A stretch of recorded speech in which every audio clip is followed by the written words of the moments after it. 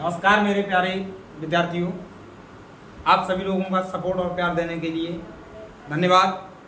तो आज हम लोग पढ़ने जा रहे हैं सिंप्लीफिकेशन, जो कि गणित का सबसे महत्वपूर्ण टॉपिक है। जब आप सिंप्लीफिकेशन को सीख जाएंगे, आपको गणित को हल करने में बहुत ज़्यादा आपको मदद मिलेगी। ठीक है, तो दोस्तों मैं आप लोगों को इससे पहले एक मोटिवेशन सुनाना चाहता हूँ कि लग चुकी है तलम मंजिल की, लग चुकी है तलम मंजिल की, खुद को आग में झोंक देंगे, खुद को आग में झोंक देंगे, ठोकरें कहती हैं मारा जाएगा, हौसले कहते हैं देख लेंगे। तो नमस्कार दोस्तों, चलो शुरू करते हैं इस वीडियो को। तो देखिए मेरे मित्रों, सबसे पहले बोर्ड मास, जिसको हम लोग कहते हैं हिंदी में सरलीकरण।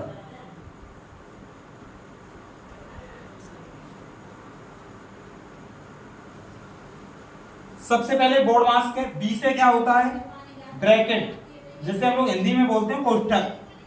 कोष्ठक को हल किया जाता है सबसे पहले किसी भी सवाल को हल करने के लिए।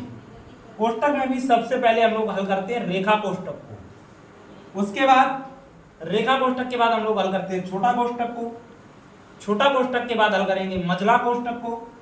मझला कोष्ठक के बाद हल होता है बड़ा कोष्ठक। जब हम लोग कोष्ठक को हल कर लेते हैं, उसके बाद ऑफ, जिसे हिंदी में बोलते हैं का की के, इसका मतलब होता है गुणा, तो हम गुणा करते हैं। इसके बाद फिर डी फॉर डिवाइड, जिसे हम लोग हिंदी में भाग बोलते हैं। फिर हम सवाल का भाग करते हैं।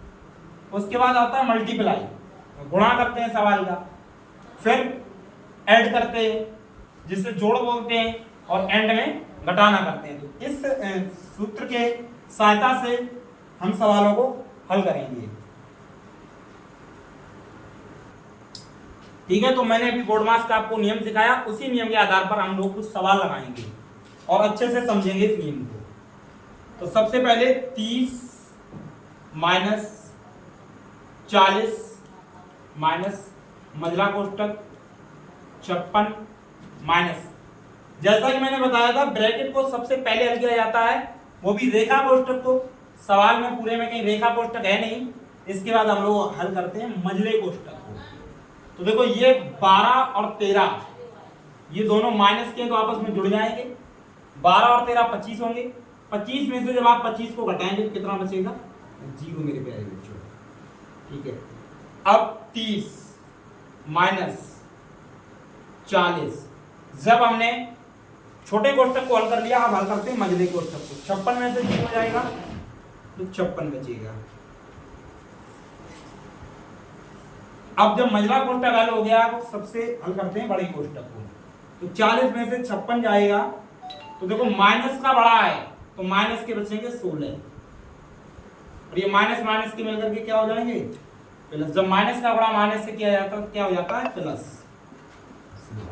अब इन दोनों को जोड़ दो, 30 और 16 40। तो इस सवाल का जो उत्तर आएगा कितना आ जाएगा, 40 आ जाएगा मेरे प्यारे साथियों। ठीक है, जो पिछला सवाल आपने किया था, अब की बार इस सवाल में रेखा कोष्ठक है। अब हम इसको हल करेंगे। तो पहले पूरे सवाल को ऐसा ही लिख लेंगे, 45 माइनस 36 माइनस की मझला कोष्ठक 29 माइनस 25 और माइनस। कोष्ठक में सबसे पहले बोला था रेखा कोष्ठक को हल करना है, तो 7 और 4 मिलकर के हो जाएंगे आपके 11। अब फिर से पूरा सवाल हम वैसा ही लिखेंगे, 45 माइनस 36 माइनस के 29 माइनस। जब रेखा कोष्ठक हल हो गया, उसके बाद हम हल करते हैं छोटे कोष्ठक को। तो 25 में से 11 को जब हम लोग घटाएंगे तो कितने बचेंगे, 14 बचेंगे। वैसे मझला कोष्ठक लगाएंगे। अब फिर से करेंगे 45 माइनस बड़ा कोष्ठक 36 माइनस, अब मझले कोष्ठक को अलग करेंगे। अब छोटा कोष्ठक हल हो गया, 29 में से जब 14 को घटाएंगे तो 15 बचेगा। मझला कोष्ठक हल कर लिया।